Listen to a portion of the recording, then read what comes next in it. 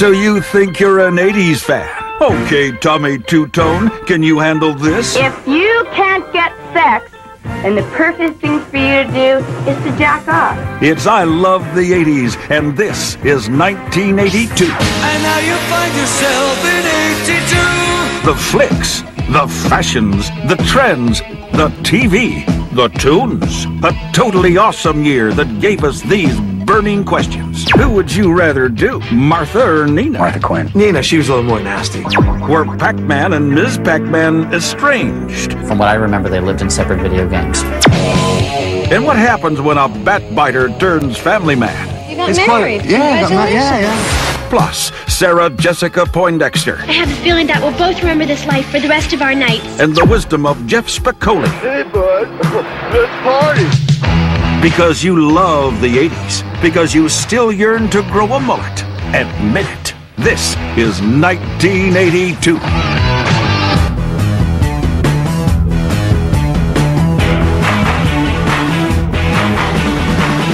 I love the 80s.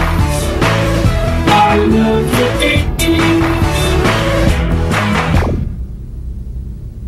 80s. 82 was the year that the mullet began to rise. The mullet has always been, you know, all business up on front and nothing but a party in the back. Yeah! The mullet, to me, it's the haircut for the redneck on the run. It's like he's halfway through his haircut and he's just like, I gotta go, I'll get the rest of this later. Yeah, I had a mullet. Yeah, Christ, man. It was terrible.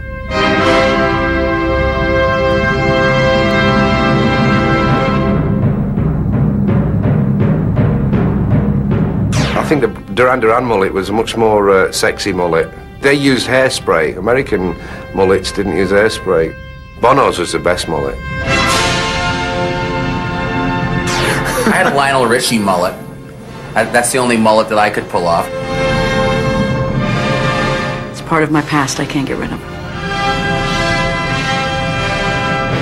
My favorite mullet look, probably Rosie O'Donnell. She sports that thing like no man could.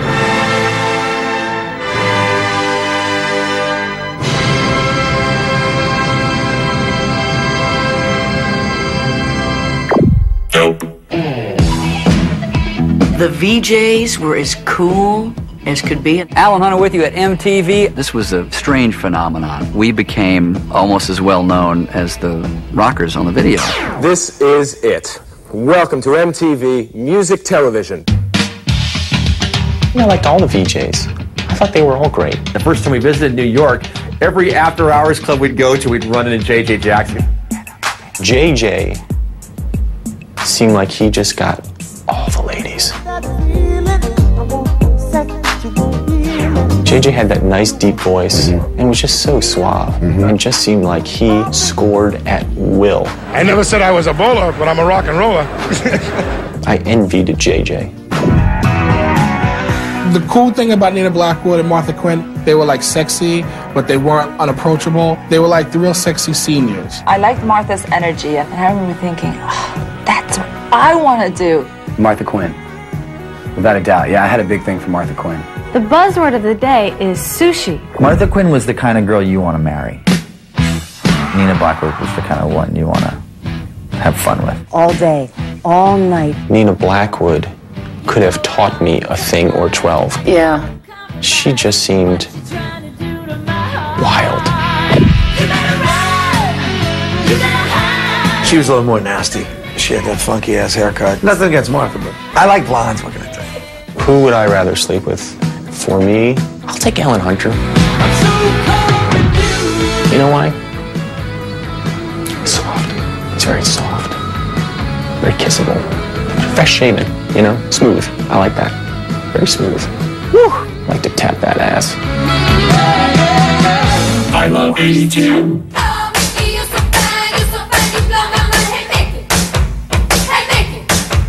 If you ask the average person to recall the 80s, they're going to remember Tony Basil.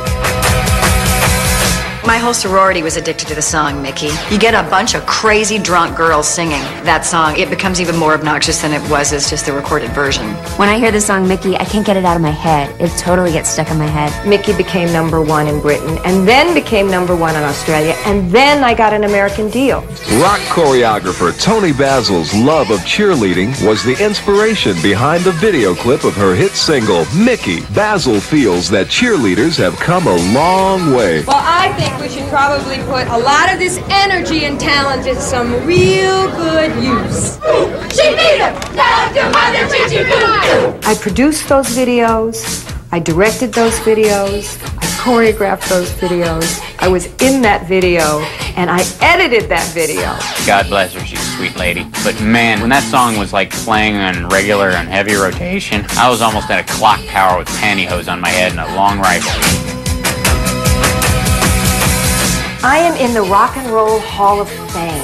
And trust me, this dancer would never be in the Rock and Roll Hall of Fame if it wasn't for Mickey and the one-hit wonder. Totally. Hey, bud. Let's party. Fast Times at Ridgemont High was the greatest teen movie ever made. I mean, a girl decides how far she's going to let you go in the first 5 minutes. If you looked up at the screen and you saw your high school. What are you people? On dope? Some big, huge stars that we see today. We got some new stars there. Forrest Whitaker, Judge Reinhold. Eric Stoltz is in there. Nicolas Cage is in that movie as well. Jeff Spicoli is Sean Penn. Oh, gnarly! There was probably 55 Spicolis in my high school. I just thought, when I grow up, I want to be like Jeff Spicoli. I just wanted to be cool. Spicoli was cool. That was my skull! I'm so wasted! When you're in school, you only dream of doing stuff like Spicoli did when he ordered a pizza. Order the double cheese and sausage. Right here, dude. You've got this guy that just doesn't play by any of the rules and just does whatever the hell he wants. Am I hallucinating here? Just what in the hell do you think you're doing? Learning about Cuba, having some food. My favorite scene, sadly enough, is when Phoebe Cates takes off her top. Because I'm a simple, simple man. Hi, Brad. You know how cute I always thought you were. There's the horniest scene of all time when Phoebe Cates gets out of that pool. The top came off and it was like.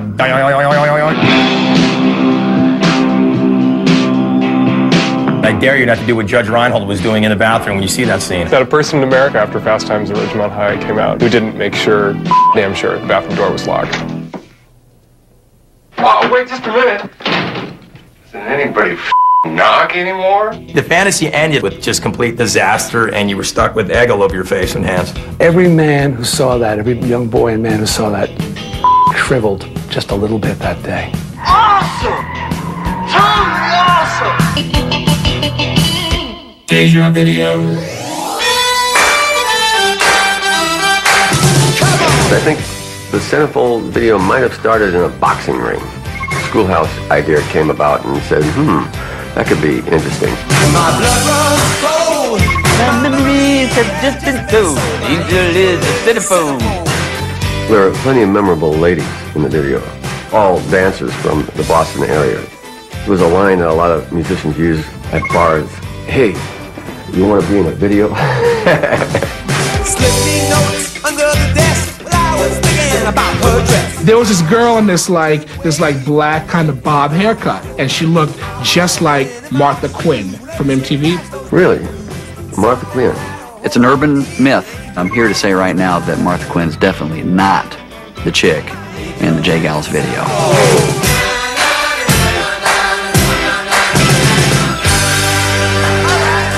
I love 82.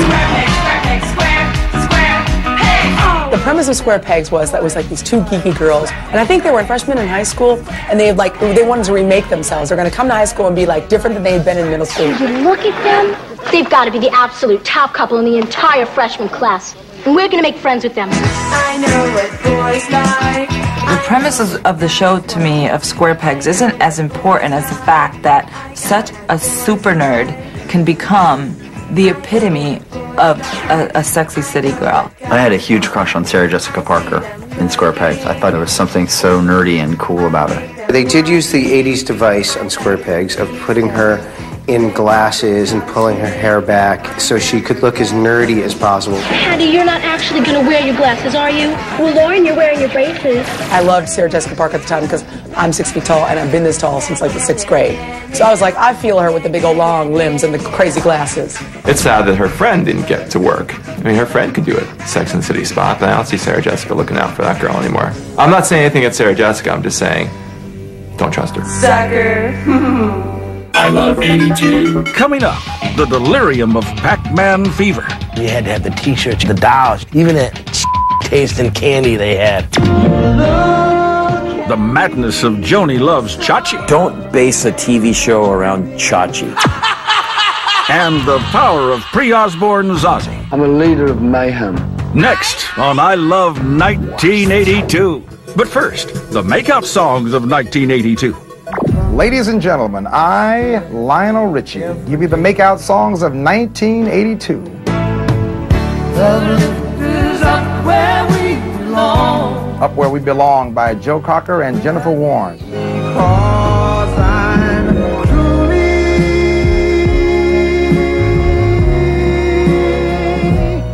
And Truly by yours truly. The makeout songs of 1982. Do you feel the love?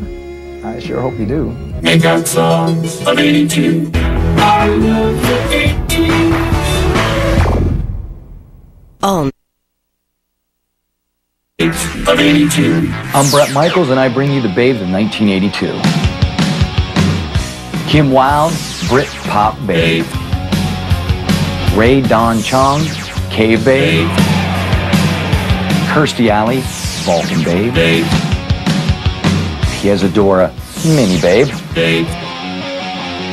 And Tootsie, the babe with a little something extra, if you know what I mean. And there you have it, the babes of 1982, and I ought to know. Babes of 82. I love 82. The Italian Stallion, Rocky Balboa. The plot of Rocky III is as follows. Rocky goes on the Muppet Show. Mr. T trains to kick Rocky's ass. Does. And then Rocky kicks Mr. T's ass. Yeah, it was during the summer. Of course, we went every night. Me and my friend would sit a seat apart, thinking some hot chicks would come down and sit next to us. But I saw it 35 to 40 times during that period. I remember going to the theater and seeing that movie and just being so motivated to go to the gym and train and make it to the Olympics one day. It was all because of Rocky. I love that song. Eye of the Tiger is like when you're in the zone and there's nothing that's gonna stop you. Bust you up. Go for it. Now we fought. You had that eye of the tiger, man, the edge. And now you got to get it back. My favorite scene is the training montage. They're running on the beach, and at first, Rocky can't win. All of a sudden, Sylvester Stallone is faster than Apollo Creed, and now we know he's ready to fight. Dig me. Mr. T was this straight-talking, badass mother. I'm gonna torture him. I'm gonna crucify him real bad. He had all these gold chains and the mohawk. I just remember Clubber Lang working out. It was the scariest thing I've ever seen. He worked out like in a dungeon with rusty pipes. It was just this big, tough-looking dude. Scary sounding, with the voice sound like he eat gravel. I pity the fool. I pity the fool. Yeah, I pity the fool. And I eat sandpaper. There was a real intimidation factor. You know, I'm still scared of Mr. T. Those 1-800-COLLECT ads don't fool me. What's your prediction for the fight then? Prediction? Yes, prediction. Pain. And in fact, there was pain. On both sides.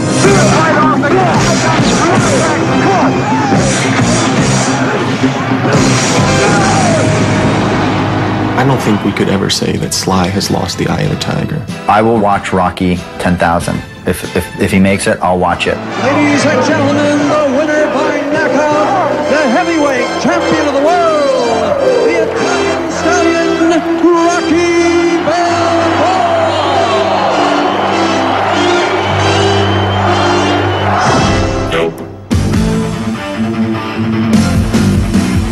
1982 was a huge year for Ozzy. I mean, he bit the head off a bat. That's a surefire way to get your name across the world. I just bit in the head of a bat on stage. He was hungry. I can't imagine why people would stoop to publicity stunts. That's just disgusting. A chicken, okay, but not a bat. In 1982, he finally married Sharon Osbourne. Also, you got married. Congratulations. Yeah, that's right. Well, I want to ask you about this. Are you gonna turn into a homebody? You know, mow the lawn and stuff now? I'll dig the lawn, and what I'm going to do, I'm going to dig it up and concrete it and paint it green. It's just got to be two people who are in love with each other. It's got to be that. Plus, maybe there's something in the bat blood. To get married to a bat eater is like not the sanest thing. Crazy, but that's how it goes. How many people could say the year they found their wives, they also peed on the Alamo? Maybe he wasn't aware of the pride they have about the Alamo, and sometimes when you gotta go, you gotta go. At the gig, some Mexican guy comes up to me and says, "Hey, man, what's the big deal, man? We piss on the Alamo every night, you know, but nobody sees us." Because I'm me. I mean, it's like the world's sin. Who hasn't done something in their life when they were really, really drunk that they were not in the position to make the correct judgment? I'll admit it. I've actually relieved myself on the grassy knoll in Dallas, called myself the second shooter. The leader of mayhem. Deja video.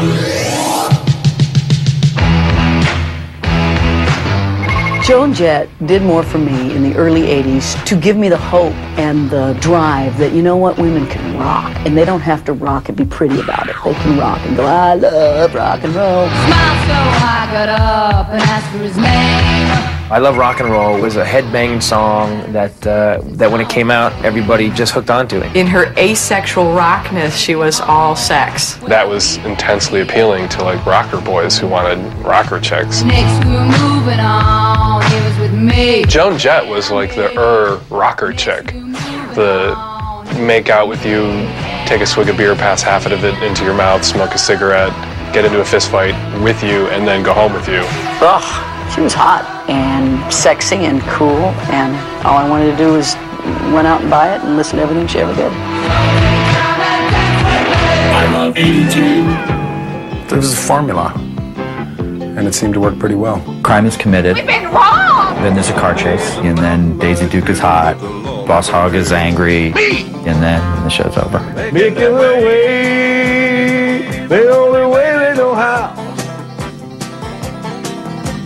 That's just a little bit more than the law will allow.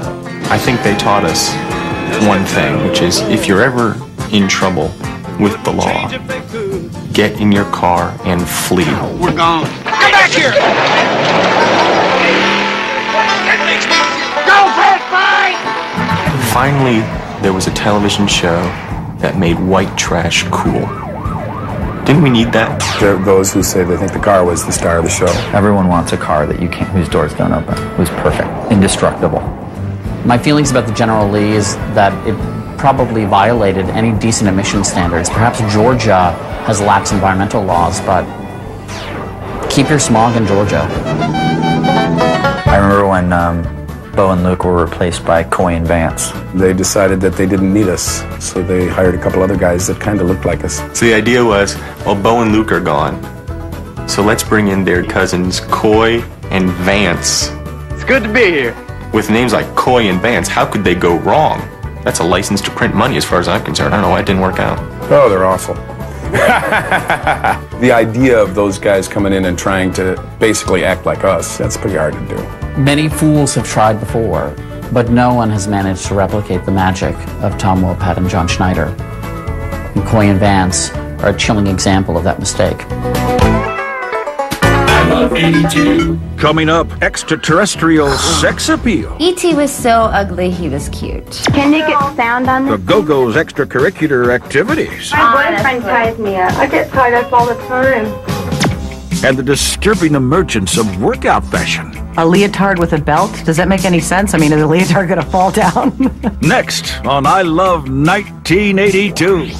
Log on. But first, log on to VH1.com for everything 80s. Artist info, photo galleries, CD purchases, and great 80s trivia games. I love the 80s. Hunks of 82. Hi, I'm Tracy Elizabeth Lords, and I bring you the hunks of 1982. Will this one do? John Stamos, Hospital Hoodlum hunk. Nasty David Lee Roth, Assless Pants hunk. Sting, Pre-Yoga hunk. Bruce Springsteen, Jersey hunk. And the Soloflex guy, you can look like him in 2 weeks hunk. Yeah, right. You nasty boys. There they are, the men of 1982. 100% USDA prime hunk. Hunks of 82. I love the 80s. Here it is, 1982, and I think the Go-Go's are like best friends. And then, you know, you find out like there was just all this animosity, drugs, you know, sluttiness. If you can't get sex, then the perfect thing for you to do is to jack off. No, I didn't know they were bad girls. The Go-Go's were dirty? That would have been great. All I wanted to do was get laid, and there they were. Oh, my boyfriend ties me up. I get tied up all the time. Yeah, I think it's great that, you know, they prove that they could have just as much fun as the guys. I don't care because their music was so great.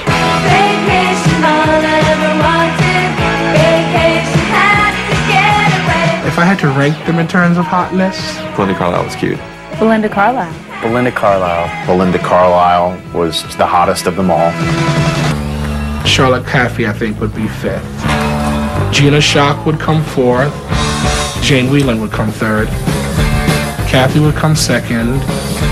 Belinda would come first. That's right. Belinda Carlisle made it okay for little chunky girls to be sexy.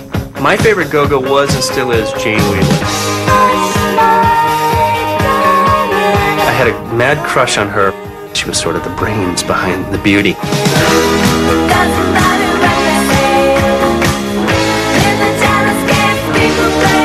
Maybe it was just my high school, but there was the rumor that that song was about virginity. Well, I think metaphorically, their lips are sealed until they get married or meet the right man or fall in love. It taught me a lot about the female anatomy. Red. I had a crush on Olivia Newton-John. Let me hear your body talk. Oh, I remember the video, Let's Get Physical. She's with these fat guys on treadmills who are completely disgusting. And then they work out, they're gay. The video didn't do it for me, but it didn't matter because she was in tights. Yes! Let's Get Physical. Oh, that's what they played in the aerobics classes. Get ready for monkey plies. That's right. I remember the Jane Fonda video being like a big thing. I mean, 1 minute she was Barbarella, and the next minute she was telling us how to get in shape. And we were being tricked into exercise, and we were smiling. Hello. Now, can you talk? Can you carry on a conversation? Hi, Jane. I'm having a wonderful time. I've stopped smoking. I'm eating great. It's a bad time for fashion in general. I thought Reebok. A leotard with a belt? Does that make any sense? I mean, is the leotard going to fall down? Which, what a hassle, all the snaps in the crotch. What were we thinking? I was all about the headband and some, what were they called, leg warmers? I totally did the leg warmers. They had to be ripped up to hell. Leg warmers were kind of convenient, you know, like socks without the foot part in it. Now I wear them as dickies. You know, if I've got a sweater and it's a little chill out, I just pull them over my head, the leg warmers. I look like a giraffe, but it's still a nice look. The Flock of Seagulls, I ran. That was the one where it keeps going around in circles.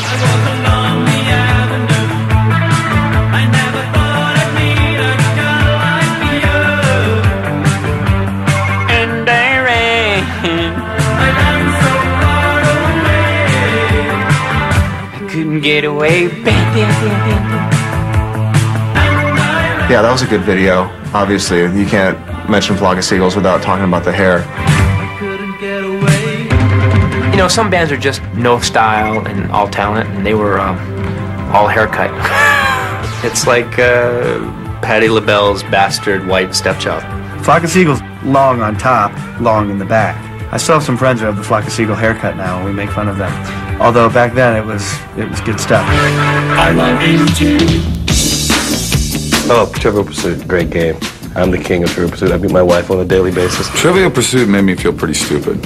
How do you know the tallest mountain in Bolivia? And I just kind of wanted to say, it's in the name, people, Trivial Pursuit. What actor has a tattoo on his wrist reading Scotland Forever? Roger Moore? Sean Connery. What was Nixon's dog's name? Who is the victim of the murder in the game Clue? Who cares, man? What U.S. state is known as the last frontier, Ed? Pittsburgh. The science always got me. The green wedge always got me. The pink category threw me. Which Gishister starred in? I mean, I don't know, dude. I don't know what a Gishister is. They sound hot, but I got no clue. Who was the king of England when the American Revolution broke out? There's something wrong with the human mind that you ask someone a simple piece of trivia, which they either know or don't, and then they try and reason it out. You don't know the name, dude. Just let it go. King George is what I'm going to say. I was right. Yes, I got it from Schoolhouse Rock. That's awesome. Gnarly. I think the keytar is the biggest, lamest, stupidest instrument ever created. Yeah, the keytar, the piano meets guitar. The keytar was invented in 1982 because all the keyboard players who were writing the songs were sick of having to sit in the back near the drummer. I'm a keytar expert. I know all the settings on the thing. Every keyboard player longs to be in front stage. I've got a red one and a black one. I just don't think a guitarist is sexy at all. I think there's just something very Jerry curl about a guitarist. And to say that a keyboardist could be anything like a guitar player in the same sentence is sacrilege. It's just the thought of putting a keyboard on like you're a guitar player. It's just such guitar envy that it's just funny. It's kind of corny. I would never have somebody with a guitar on my stage. I feel really empowered playing shows with that thing because it's so ridiculous. Yeah, sure, you could convince me to play the keytar if you suck half my brain out. When I think of keyboard players, I think of dudes like Liberace. Boy George, eat your heart out. I mean, they're great keyboard players too, but it's like, spare me, that's for weddings and funerals. I love you too.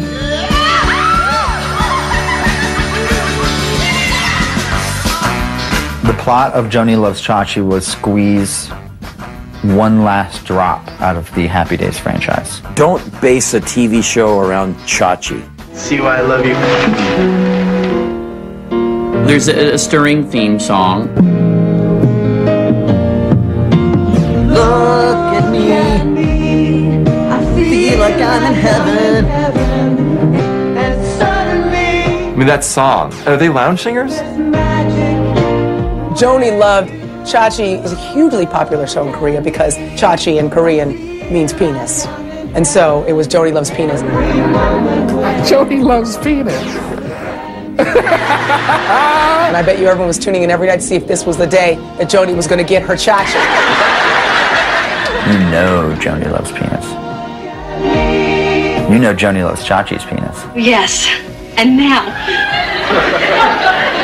Shut the door. I would watch Joni Loves Penis, but I'd be even more excited to watch Chachi Loves Penis.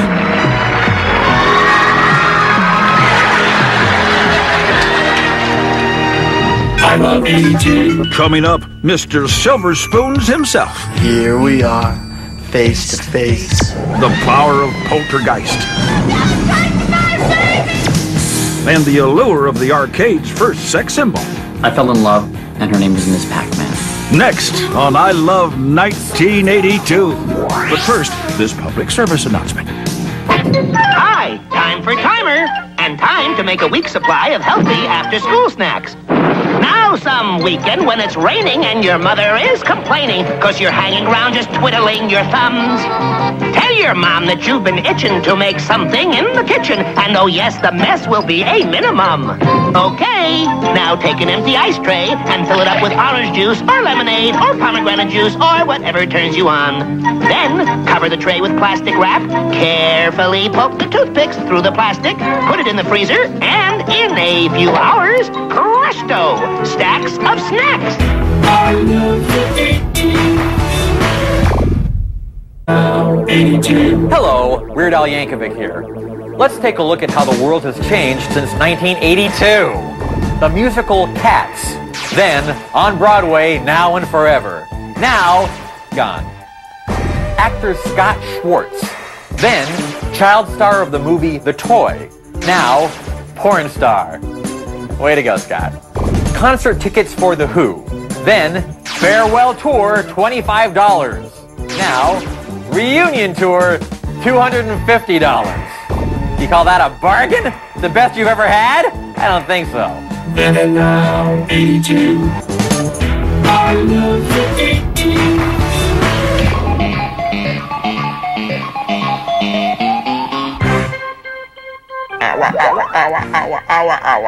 Space Invaders was war. Zaxxon was war. The hell is Pac-Man? At first, you got a few guys going, diddly, diddly, and then you started seeing like these armies. You're like, just kill me now. You know, I can't do it. All of a sudden, you had to have everything Pac-Man. You had to have the T-shirts. You had to have the dolls. Even that tasting candy they had. It definitely defined an era. It had songs about it. That was probably the second 45 I ever owned was Pac-Man Fever. There was like a book that you could get how to best win at Pac-Man. Miss Pac-Man was better than Pac-Man. I fell in love, and her name was Miss Pac-Man. I like Miss Pac-Man a lot. She was hotter. I could just watch her eating cherries, strawberries, pears, and bananas. It was magical. I don't talk about other people's relationships, but I didn't see Pac-Man and Miss Pac-Man spending a lot of time together. From what I remember, they lived in separate video games. She was bright enough to have her own. You know, she wasn't like Pac-Man and Company, Pac-Man and Family. She had her own Oh, sorry. Dope.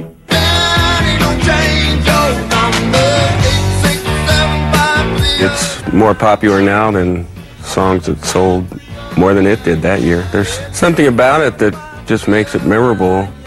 8675309. 8675309. The lawyers warn us that you can't put out a phone number song anymore. You're supposed to say 5555555. It just doesn't work. There is a real Jenny, and that was her phone number, and I did get it off a bathroom wall. Everybody in their lives have actually dialed that number. I feel terrible for the person who actually has that as a phone number. To you folks who had to change your number, I just want to tell you sincerely, sorry.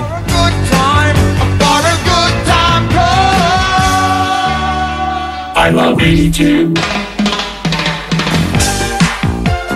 There are still groups of Dungeons and Dragons people. No, I don't think. Oh, God. No. I was in, like, you know, the room while people were playing. I tried that like twice. Lights, yeah. I'm getting paid to be on the show, right? I was a dungeon master, I admit it, and an elf, because that I kind of look like one. You just go over to somebody's basement, their parents would be working all day long, and you'd just be down there like, you know, you'd be making your characters. People went to see that Lord of the Rings movie, right? Everyone seemed to enjoy that, but oh, you play D&D, you're a freak. The ship starts to move at about 25 knots. I remember this guy I had a big crush on, was really into Dungeons and Dragons. You aren't going to meet ladies playing that. I don't even remember his name. I come home, do my homework, and from maybe 8 to 10, 8 to 11, I work on characters and game modifications. They're like really serious and kind of awkward. We usually wore black heavy metal concert t-shirts to school. Dungeons and Dragons, basically for kids that really loved school and wanted to stay after in a club. They were totally enthralled, and it was like they would get into this whole, like, trance. Now you're in a forest. There are elves, and you're surrounded, and they tie you up.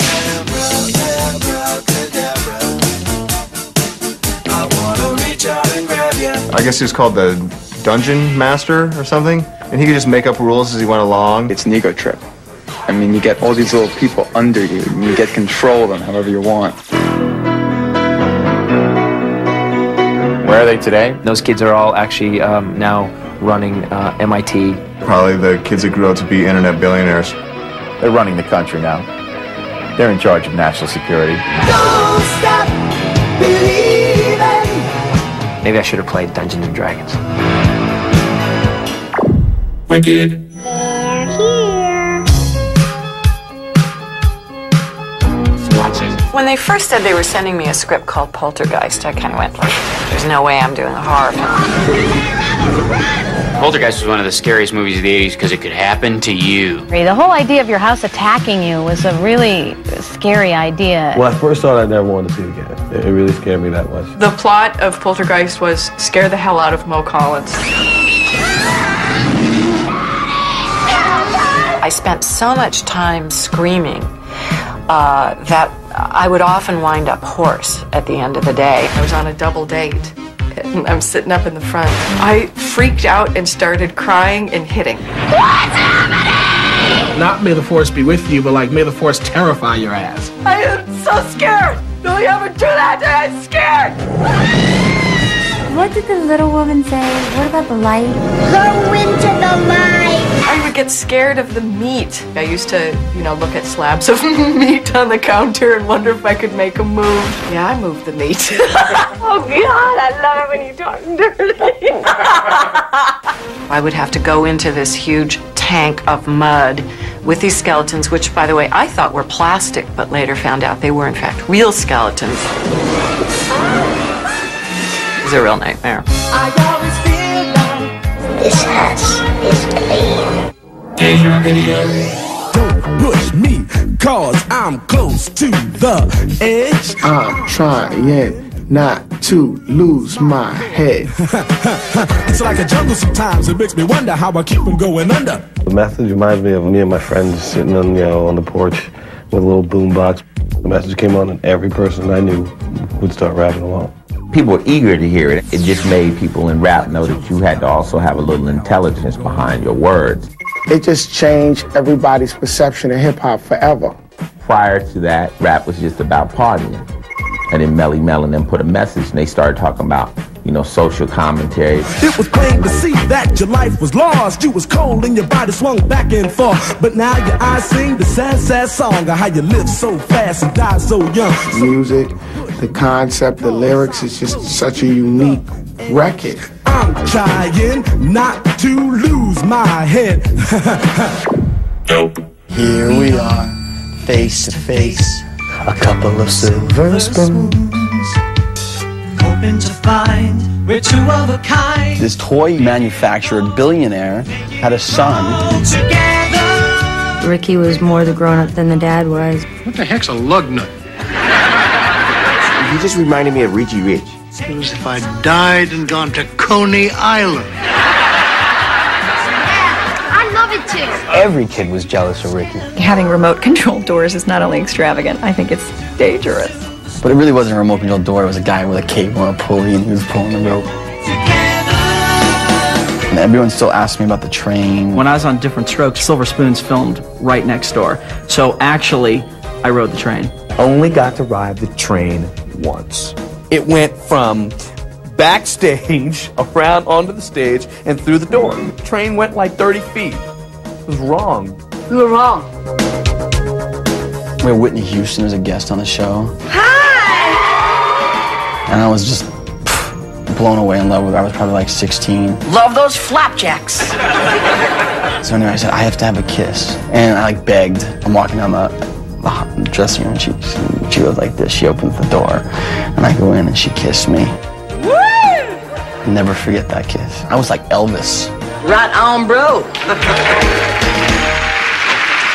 I love 82. Coming up, you came, you saw, you wept like a little baby. There's certain films when you're younger, it's not that you cry a little bit, you're wrecked for the whole week.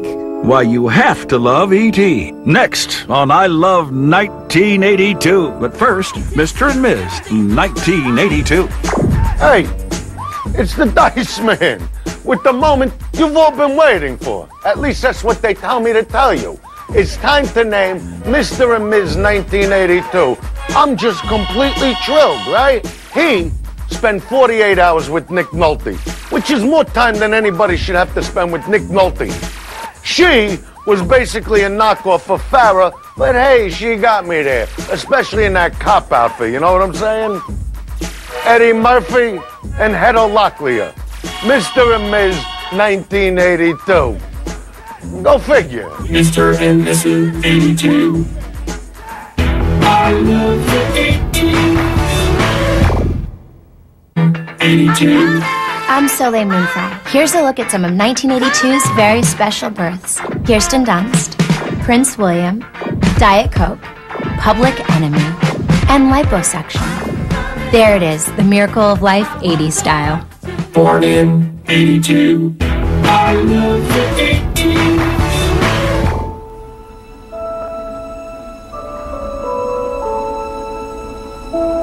E.T. is one of the greatest movies of all time, and one of the few films in which I'm ready to admit I actually shed a tear. I cried. It was about, you know, that feeling of not belonging, and that feeling of finding someone, you know, who makes you feel like you belong. I'm keeping him. What is it? There's certain films when you're younger, it's not that you cry a little bit, you're wrecked for the whole week. And that was E.T. for me. It's one of those movies that'll still make you cry. I just think that it touched just the most like tender, delicate, vulnerable place in all of us. E.T. phone home. I'd like people to certainly have a reaction to a movie, whether it's just a small cry or whether it's, you know, sweating through your cashmere, or sweating through your corduroys. I like that image when E.T. and his friends fly.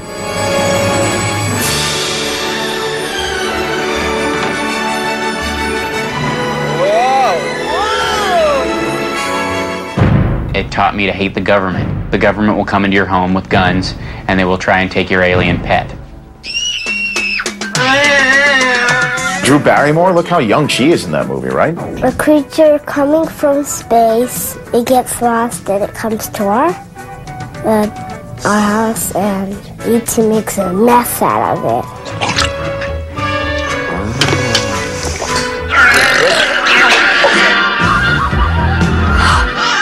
E.T. was so ugly, he was cute. He looked like my third grade English teacher. A long neck, big head. I had an aunt I didn't like that sort of did that same thing with long fingernails. He was a completely vulnerable, big-eyed turd. Now, who couldn't love a completely vulnerable, big-eyed turd? People keep marrying Larry King. It was a brilliant, wonderful fairy tale movie. It was a great experience. It's still enjoyable to watch and timeless. And it's magic.